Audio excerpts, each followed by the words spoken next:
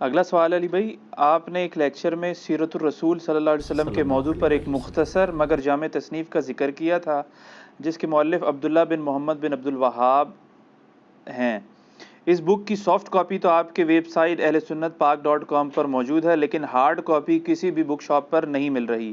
Please اس حوالے سے کوئی مکتبہ ہو تو اس کا ایڈریس یا فون نمبر ضرور شیئر فرما دیں۔ دیکھیں، جب یہ ویڈیو ریکارڈ ہوئی تھی نا، میں نے اسی وقت بتایا تھا کہ یہ جو مختصر سیرت الرسول کتاب ہے نا، شیخ عبداللہ بن محمد بن عبد الوہاب المتوفی 1242 ہجری، یہ کتاب صرف عربی کے اندر دارالاسلام والوں نے شائع کی ہے۔ اس کا اردو ترجمہ ہمارے جہلم شہر سے 1990 میں چھپا تھا، اس کے بعد 4-5 دفعہ پرنٹ ہو چکا ہے۔ اس کے رائٹ صرف ان کے پاس تھے، اس اعتبار سے کہ انہوں نے اس وقت تو آپ کو پتہ ہے کاتب کی رائٹنگ ہوتی تھی، لاکھوں روپیہ لگتا تھا، کمپوزنگ والا چکر تو نہیں ہوتا تھا، تو یہ کئی سال تک انہوں نے ہزاروں کاپیاں مفت بانٹی ہے۔ ہمارے جہلم میں شاید ہی کوئی گھر ہو جس میں وہ کتاب نہ ہو، قطع نظر کہ وہ بریلوی ہیں، دیوبندی یا اہل حدیث ہیں، یہاں پہ مفت وہ بانٹی گئی کتاب۔ بانٹتے رہے، پھر جب آپ کو پتہ ہے وہ کسی چندے کی بنیاد پہ ہی چل رہا ہوتا ہے، جب وہ چندہ رک گیا تو انہوں نے وہ مفت پرنٹنگ اس کی بند کر دی، اور پھر پرنٹنگ بھی بند ہو گئی۔ اب یہ جب ہماری ویڈیو ریکارڈ ہوئی اور اس میں پھر کافی لوگوں نے ان سے رابطہ کیا کہ یار اس کو دوبارہ پرنٹ کریں، تو انہوں نے اب دوبارہ اس کی پرنٹنگ کروائی ہے، لیکن اب ان کے پاس فنڈز کی کمی ہے اور انہوں نے اس کو بیچنے کے اوپر رکھ دیا۔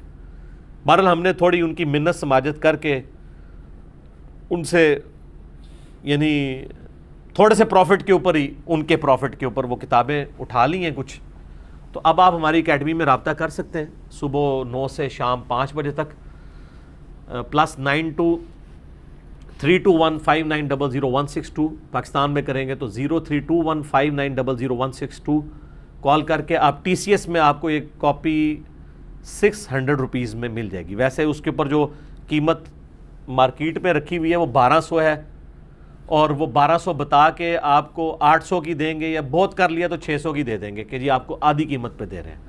ہم آپ کو ود ٹی سی ایس آپ کے گھر میں 600 کی پہنچائیں گے، صرف ٹی سی ایس کا خرچہ ہی 300 پلس کا ہے۔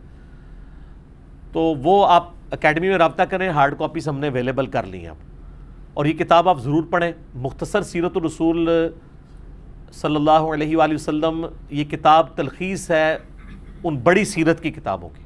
آپ کو پتہ ہے اس امت میں سب سے پہلے سیرت کی کتاب جو پوری دنیا میں اتھینٹک مانی جاتی ہے، جسٹ لائک اہل سنت کے ہاں صحیح بخاری ہے نا، جو اس کا مرتبہ ہے نا سیرت میں، امام بخاری سے بھی 100 سال پہلے ایک بزرگ گزرے ہیں تابعی، بلکہ تابعین کی تو تصنیف ہی آپ کو نہیں ملتی ہیں، یہ ایک ایسی تصنیف تابعی کی لکھی ہوئی ہے، ایک صحابی کے شاگرد کی، جس کو اللہ نے پوری دنیا میں پذیرائی دی ہے، کیونکہ کتابوں کا سلسلہ تبع تابعین سے شروع ہے۔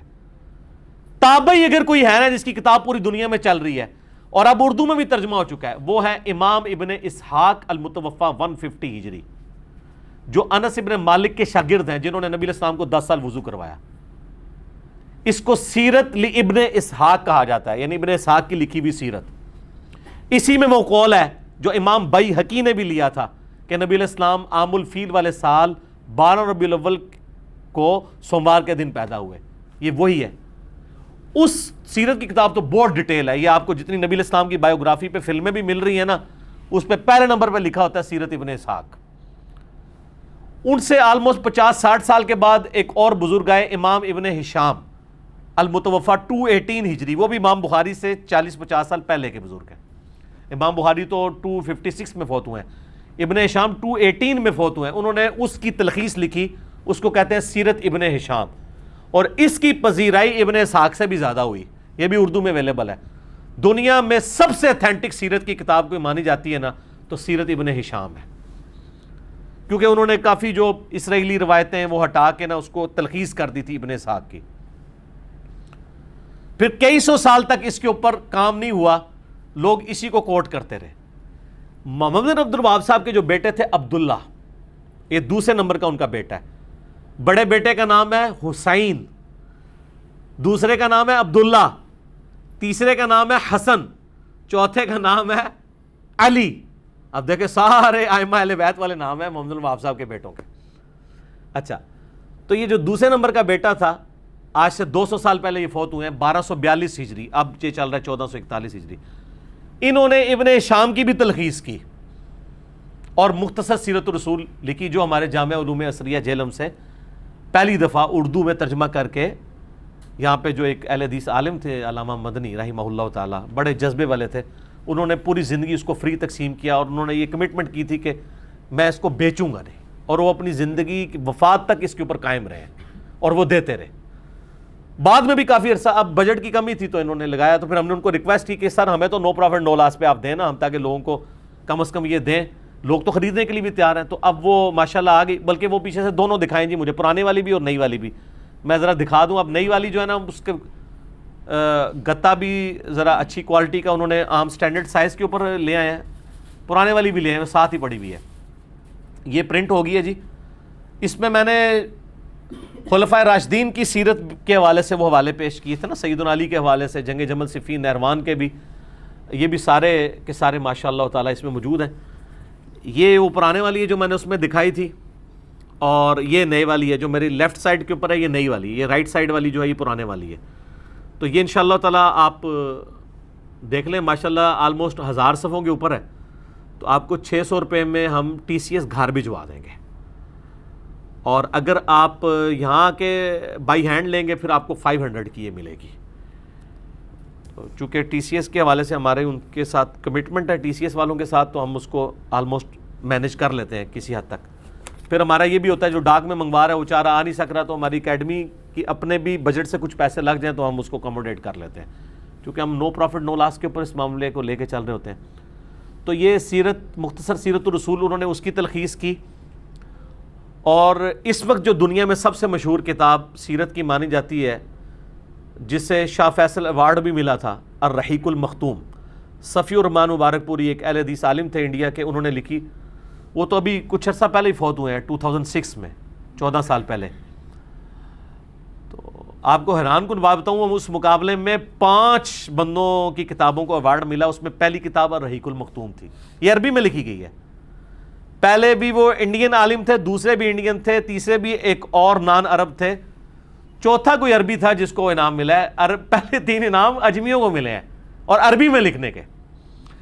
اس الرحیق المختوم میں بھی اکثر حوالے جو ہے نا وہ اس کتاب کے ہیں، مختصر سیرت الرسول کے. یعنی انہوں نے اتنی ویلیو ایڈیشن کی ہے. تو اس لیے یہ سیرت پہ اکثر لوگ مجھ سے پوچھ بھی رہے ہوتے ہیں کتاب. میرا خیال ہے یہ کتاب ایک آپ کو اوور آل عمر سیریز میں جو کچھ انہوں نے نبی علیہ السلام کی مبارک زندگی تک جو دکھایا ہے نا، کہ آپ کی ریولوشن کس طرح مکے سے شروع ہو کے آپ کی وفات تک کس لیول تک پہنچی ہے، وہ آلموسٹ انہوں نے کور کیا. اس میں بھی مطلب کچھ ایک چیزیں سکپ بھی ہوئی ہیں، لیکن اوور آل ایک اچھی کوشش ہے. تو یہ کتاب سیرت پہ بھی اکثر لوگ پوچھتے تھے، تو میں تو سب سے پہلے سیرت پہ کتاب آپ کو یہ والی بتاتا ہوں، قرآن. جی صحیح مسلم میں حدیث ہے، اما عائشہ سے پوچھا گیا نبی علیہ السلام کے اخلاق اور سیرت کیسی تھی، تو ان کا قرآن نہیں پڑھتے. وہ تو پریکٹیکل لائف ہے نا پوری آپ کی ایک زندگی. باقی ہم لوگوں کو زیادہ انٹرسٹ ہوتا ہے کہ آپ علیہ السلام کی بالکل ایک نجی لیول پہ جو آپ کی شمائل، یعنی آپ کی جو زندگی، گیٹ اپ، کیسا اٹھنا بیٹھنا، اتنی ڈیٹیل تو سارا قرآن تو صرف آپ کی دعوت کو ڈیل کرتا ہے. تو وہ آپ کو یہ کتاب آلموسٹ یہ 808 صفحے ہیں جی اس کتاب کے. تو 800 صفحوں میں یہ کتاب ہے. تو اس کی تو فوٹو کا بھی آپ کو 800 روپے میں نہیں مشکل سے ہوگی. تو یہ تو ہم آپ کو TCS سمیت 600 روپے کی اتنے موٹے گتے میں اچھی پرنٹنگ ہوئی ہوئی آپ کے گھر پہنچ جائے گی. تو جن لوگوں کو شوق ہے وہ یہ کتاب منگوائیں ضرور. ہمارا اس میں کوئی نفع نہیں ہے، آپ کے پوائنٹ آف ویو سے ہے. میں اگر مشکات کا تعارف کرواتا ہوں یا احادیث کی کتابوں کا یا سیرت کی کتابوں کا، اس لیے تاکہ جن کو پڑھنے کا شوق ہے، ہم تو یہ پڑھ چکے ہیں الحمدللہ، اور جب ضرورت پڑتی ہے پڑھتے ہیں حوالے کوٹ کرنے کے لیے. ایک مسلسل شغف رکھا ہوا ہے پڑھائی کا. تو آپ لوگ بھی شغف ذرا پیدا کریں، کتابوں کے ساتھ اپنے آپ کو جوڑیں، بابوں کے ساتھ نہ جوڑیں، چاہے وہ میں ہی کیوں نہ ہوں.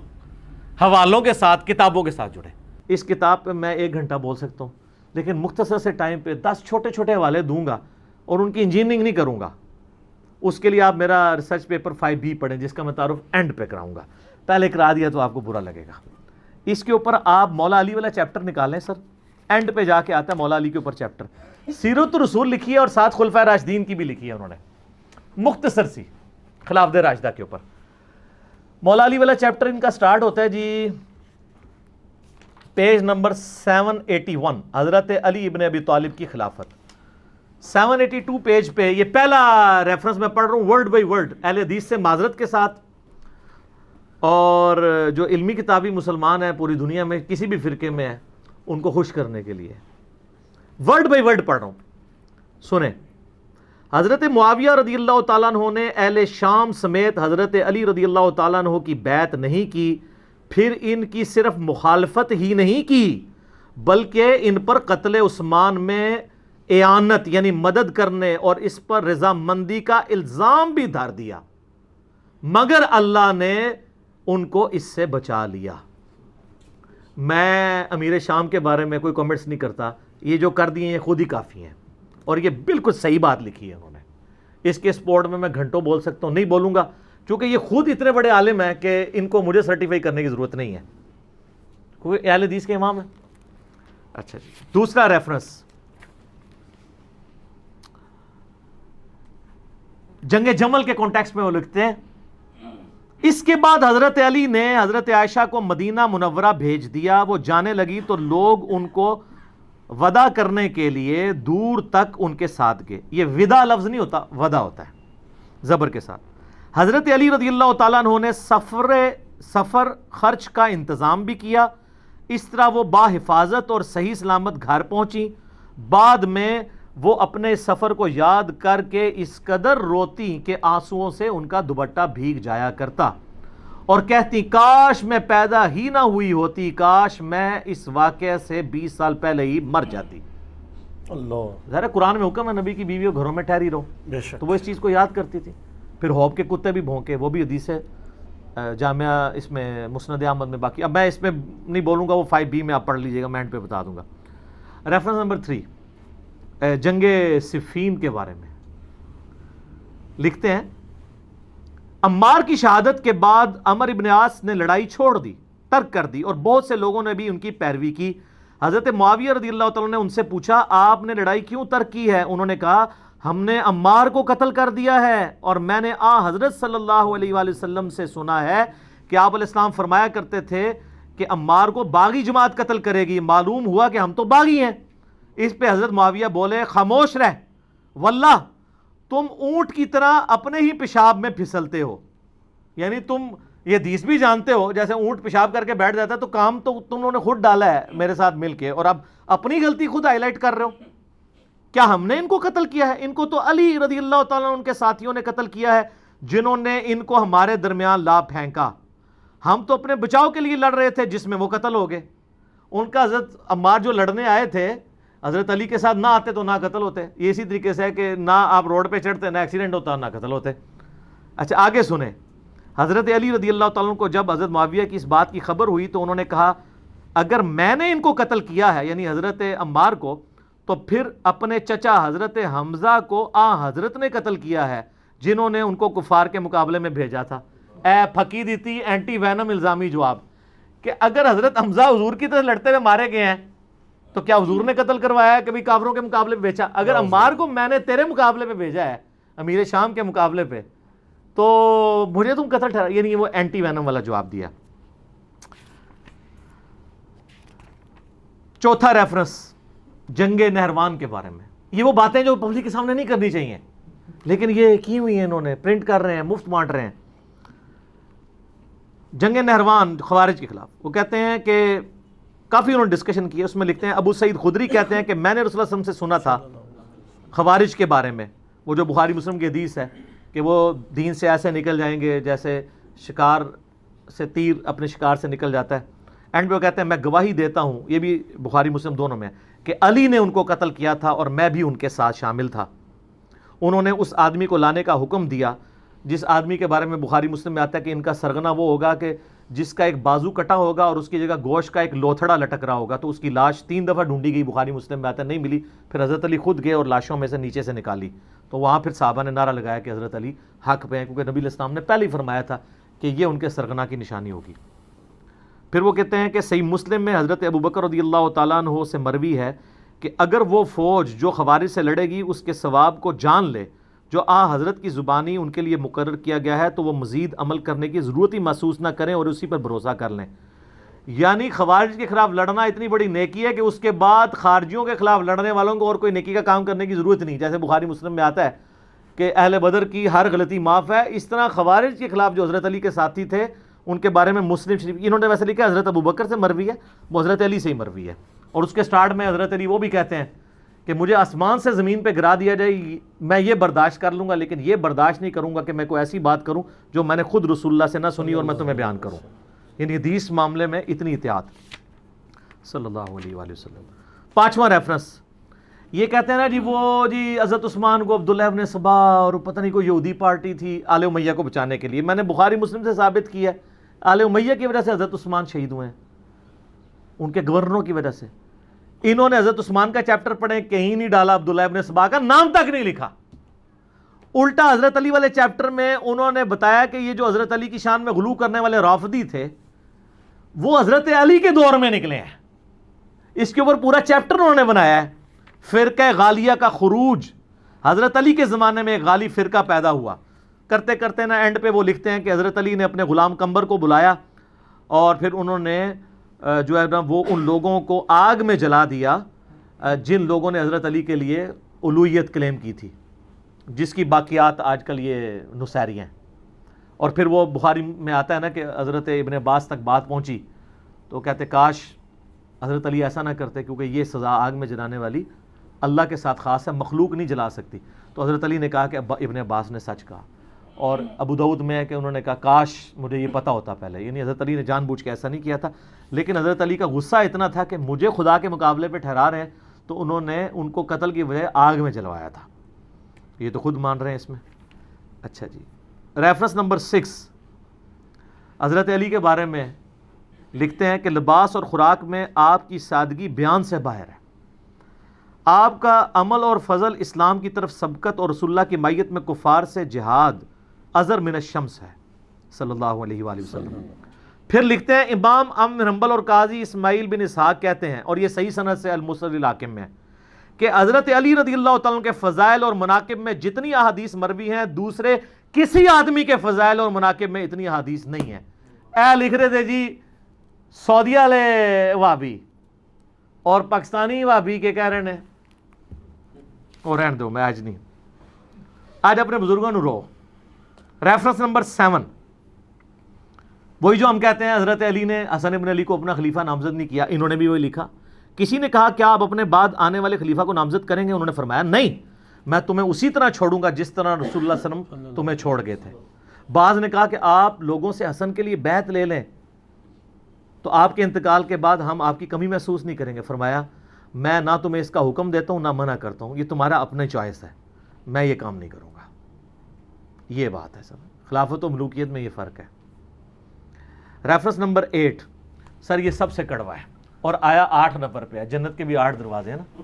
بخاری مسلم میں آیا ہے کہ رمضان میں وہ 8 دروازے کھول دیے جاتے ہیں، اور مسلم شریف میں ہے جو وضو کے بعد اشہد ان لا الہ الا اللہ و اشہد ان محمدن عبدہ و رسولہ پڑھ لے، جنت کے 8 دروازے کھول دیے جاتے ہیں. تو sir reference number 8 word by word Banu Umayya حضرت علی کی تنقیص اور ان کے بارے میں نازیبا الفاظ استعمال کرتے رہے، مگر اس سے علماء کے دل میں ان کی محبت بڑھ گئی اور قدر و منزلت میں اضافہ ہو گیا.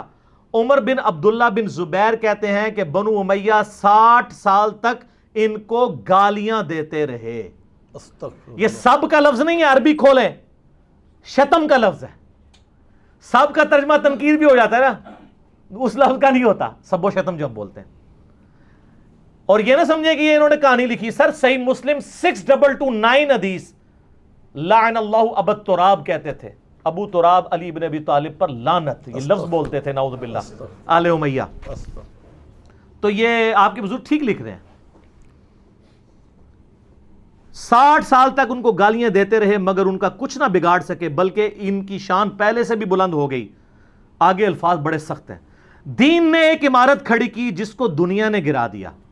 وہ کہتے ہیں مولا علی کو اللہ نے کھڑا کیا دین کی عمارت کے طور پہ. یہ دنیا کے جو پرستار تھے نا آل امیہ، انہوں نے اس کو گرانے کی کوشش کی، لیکن دنیا کچھ نہ بنا سکی مگر جو کچھ بنایا اس کو بھی منہدم کر دیا. وہ کہتے ہیں آل امیہ کے پلے کوئی شے ہے بھی تھی نا، وہ بھی انہوں نے گوا دی. حضرت علی کو یہ کی تنقیص نہیں کر سکے. ہر طرف علی علی ہو رہی ہے. وہ سر ناسبیوں کی مسجد میں بھی 4 خلفاء کے نام لکھے ہوتے ہیں, پیچھے کیا رہ گیا؟ علی کو کون نیچا کر سکتا ہے؟ ناسبیت کو ہوا دینے والے لوگ بھی حق 4 یار کہتے ہیں, حق 5 یار نہیں کہتے. اس سے بڑی کیا جیت ہوگی سیدنا علی کی. سیکنڈ لاسٹ ریفرنس نمبر 9, وہی حدیث لکھی ہے ابو داؤد ترمذی کی کہ میرے بعد خلافت 30 سال تک رہے گی. اس کے کانٹیکسٹ میں لکھتے ہیں اور حضرت علی کی خلافت 4 سال اور 8 مہینے ہے. اس کو حدیث میں 30 سال اس لیے کہا گیا کہ اصل مدت اس کے قریب قریب ہے, یا حضرت حسن رضی اللہ تعالیٰ عنہ کی مدت خلافت کو اس میں شمار کیا گیا ہے کیونکہ وہ اس کو مکمل کرتی ہے. وہ کہتے ہیں حضرت حسن کے جو 6 مہینے ہیں وہ ملا کے یہ 30 سال پورے ہوتے ہیں. اور یہ تو ابن تیمیہ نے منہاج السنہ میں لکھا ہے کہ ربیع الاول میں نبی علیہ السلام کی وفات ہوئی 11 ہجری میں, اور ربیع الاول 41 ہجری میں صلح حسن ہوئے. حضرت حسن کی صلح پہ 30 سال پورے ہوتے ہیں. تو خلیفہ راشد 5 ہیں, ابو بکر, عمر, عثمان, علی, حسن ابن علی. اور یہ محمد بن عبد الوہاب صاحب کے بیٹے بھی یہ بات مان رہے ہیں اور لکھ رہے ہیں. آخری ریفرنس ہے خلافت حسن کے اوپر انہوں نے چیپٹر باندھا ہے. اس کے بعد صلح حسن کے اوپر انہوں نے اس کے اوپر کنکلوڈ کیا ہے اور حضرت حسن کا خطبہ نقل کیا ہے جو انہوں نے معاویہ سے صلح کے بعد دیا تھا. اس خدا کا شکر ہے جس نے ہمارے ذریعے تمہارے پہلوں کو ہدایت بخشی. یعنی انہوں نے کہا کہ تمہارے آباء و اجداد کو اللہ نے ہم بنو ہاشم کے ذریعے ہدایت دی اور ہمارے ذریعے تمہارے پچھلوں کا خون بند کیا. آج بھی ہم نے ہی قربانی کی ہے اور اپنی مسند چھوڑی ہے, قتل و غارت سے بچایا ہے تمہیں. وہ دوزخ کی آگ سے بچایا تھا اور یہ دنیا کی آگ سے بچا لیا. سب سے بڑی دانائی پرہیزگاری ہے اور سب سے بڑا ایڈز بدکاری ہے. پھر میرے اور معاویہ کے درمیان جو اختلاف پڑ گیا تھا, قطع نظر اس سے کہ وہ حق پر تھے یا میں حق پر, میں امت محمدیہ صلی اللہ علیہ وآلہ وسلم کی مصلحت اور ان کے خون بند کرنے کے لیے اپنے اس حق سے دستبردار ہو گیا ہوں. اور بخاری میں بھی یہ حدیث ہے, میرا یہ بیٹا سید ہے, اس کی وجہ سے صلح ہوگی. اس میں امپلائڈ ہے کہ سامنے والا ہٹ درمی پہ ہوگا, اس کی وجہ سے صلح ہوگی, اس کی وجہ سے نہیں. یہاں کہتے ہیں جی ان کی وجہ سے صلح ہوئی ہے, نبی اسلام فرما رہے ہیں اس کی وجہ سے ہوگی, یہ اپنی پوسٹ چھوڑے گا.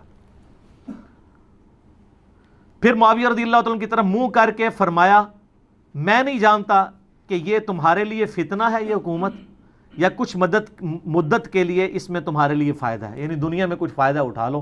مجھے نہیں پتا, اللہ نے تمہیں آزمائش میں ڈالا ہے. تو یہ دونوں باتیں ہوئیں, آزمائش میں بھی ڈلے اور فتنے کا بھی شکار ہوئے. اور یہ حقائق اگر آپ کو جاننے ہوں تو دنیا میں ایک پمفلٹ ہے جس کا عنوان ہے 5B ریسرچ پیپر. سر یہ ہاں واقعہ کربلا کا کہانی پس منظر نہیں, حقیقی پس منظر 72 صحیح الاسناد احادیث کی روشنی میں, جس میں 200 سے زیادہ احادیث ہیں. 72 کا ٹائٹل میں نے شہدائے کربلا کی نسبت سے لیا. ایک نمبر پہ کئی حدیثیں ہیں, مثلا 33 نمبر پہ 8 حدیثیں ہیں, 8 طرق غدیر خم کے. سیدنا عمر کی شہادت سے لے کر شہادت حسین تک پوری اسلامک ہسٹری کور ہوئی ہے. حقیقی خلفائے راشدین کون ہیں, جنگ جمل, صفین, نہروان, شہادت عثمان کے اصلی اسباب, صلح حسن, حضرت معاویہ کا دور ملوکیت, یزید کی ولی عہدی اور شہادت حسین ابن علی رضی اللہ عنہم اجمعین وعلیہم السلام اجمعین. یہ الحمدللہ عربی میں بھی ہے, اردو میں بھی ہے, ہندی میں بھی ہے, انگلش میں بھی ہے. ہماری ویب سائٹ ahlsunnattalk.com پہ آپ ریسرچ پیپرز والے پورشن سے مفت ڈاؤن لوڈ اس کا PDF کریں, گروپ میں رابطہ کر کے واٹس ایپ کے ذریعے PDF منگوا لیں. اس میں اکثر حدیث بخاری مسلم سے ہیں, تحکیم کی ضرورت نہیں, اور جن پہ تحکیم کی ضرورت تھی میں نے دور حاضر کے بڑے بڑے محدثین, شیخ البانی رحمہ اللہ تعالی, شیخ زبیر علی رحمہ اللہ تعالی, شیخ شعیب ارنوت رحمہ اللہ تعالی, شیخ سلیم اسد اور غلام مصطفیٰ ظہیر حافظہ اللہ تعالی من الجنت والناس, جو زبیر علی صاحب کے باغی شاگرد, لیکن تحکیم تو لگا بیٹھے ہوئے ہیں وہ, اور ہم نے اس میں ڈالی ہوئی ہے. اور باقی لوگ, میں تو مطلب اولو العلم قائما بالقسط ہوں الحمدللہ, جس کی جو پازیٹیو چیز ہے وہ پروموٹ کروں گا, سب کی تحکیم کے ساتھ ہے. اور یہ خیالی پس منظر نہیں ہے, احادیث کی روشنی میں ہے. یہ صلاح الدین یوسف صاحب کی جھوٹی تاریخ یا وہ سنابلی کی لکھی ہوئی جھوٹی تاریخ نہیں ہے, احادیث ہیں جو کہ خلافت و ملوکیت مولانا مودودی رحمہ اللہ تعالی کی کتاب کا حدیثی دفاع ہے, حدیث کی روشنی میں. تو سر یہ آپ مفت منگوا سکتے ہیں اگر آپ افورڈ نہیں کر سکتے. یہ اور اس کے ساتھ 8 ریسرچ پیپر اور اور 3 اذکار کارڈ، 12 کا پیکج فری بالکل منگوا سکتے ہیں اگر افورڈ نہیں کر سکتے. اگر افورڈ کر سکتے ہیں تو نو پروفٹ اور تھوڑے سے لاس پہ جو اکیڈمی برداشت کرتی ہے آپ کو ڈاک میں مل جائے گا. صبح 9 سے لے کر شام تک آپ رابطہ کریں. 200 روپیز ہم نے رکھے ہوئے ہیں. ایک ریسرچ پیپر نہیں سر، یہ ریسرچ پیپرز کی فوٹو کاپی بھی آپ جو کلرڈ ہم نے پرنٹ کیے ہیں نا، photo copy black and white 80 gram page پہ جس پہ ہم نے پرنٹ کیا ہے، 200 کی فوٹو کاپی نہیں ان کی ہوتی جو ہم کلرڈ آپ کو دے رہے ہیں. اور جو ضرورت مند ہے ہم اس سے سرٹیفکیٹ بھی نہیں بنوائیں گے، بس صرف وہ اللہ کو عالم و ناظر جانتا ہوا کہہ دے میں ضرورت مند ہوں، ہم کوئی تحقیق نہیں کریں گے، فری بھجوائیں گے. اور یہ قیمت بھی اس لیے رکھی کہ بعض لوگ اس کو مس یوز کر رہے تھے، پھر بھی اس کو نو پروفٹ اور تھوڑے سے لاس پہ ہی رکھی. صبح 9 سے لے کر شام 5 بجے تک آپ ہمارے اکیڈمی کے نمبر پہ رابطہ کریں +92 کے کوڈ کے ساتھ 3215900162. پاکستان میں کریں گے تو 032159000162 کال کریں. انشاءاللہ تعالیٰ آپ کے گھر ہی آ جائے گی. اس کو پڑھیں اور جس کو زیادہ جلدی ہے تو ویب سائٹ سے ابھی ڈاؤن لوڈ کریں اور پرنٹ آؤٹ نکال لیں، 40-50 روپے کا نکل آئے گا. تو انشاءاللہ آپ جب اس کو پڑھیں گے تو آپ کو پتہ چل جائے گا کہ اصل میں احادیث کے ماننے والے کون ہیں اور صرف اہل حدیث کا لیبل لگانے والے کون ہیں. یہ بڑا مشکل کام ہے. ٹھیک ہو گیا جی؟ میرا خیال ہے اس کو مجلس کو یہیں پہ کنکلوڈ کرتے ہیں. اذانیں شروع ہوا چاہتی ہیں، بقیہ سوالات انشاءاللہ اگلی مجلس میں ڈسکس کریں گے. اللہ تعالیٰ سے جو دعا ہے، جو حق بات میں نے کہی، اللہ تعالیٰ ہمارے دلوں میں راسخ فرمائے. اگر جذبات میں میرے منہ سے کوئی غلط بات نکل گئی تو اللہ تعالیٰ ہمارے دلوں سے اسے محو کر دے، ہمیں معاف بھی فرما دے، ہمیں کتاب و سنت کی تعلیمات پر عمل کر کے دوسرے بھائیوں تک پہنچانے کی توفیق عطا فرمائے. سبحانک اللہم و بحمدک اشہد ان لا الہ الا انت استغفرک و اتوب الیک وما علینا الا البلاغ المبین. جزاکم اللہ خیرا.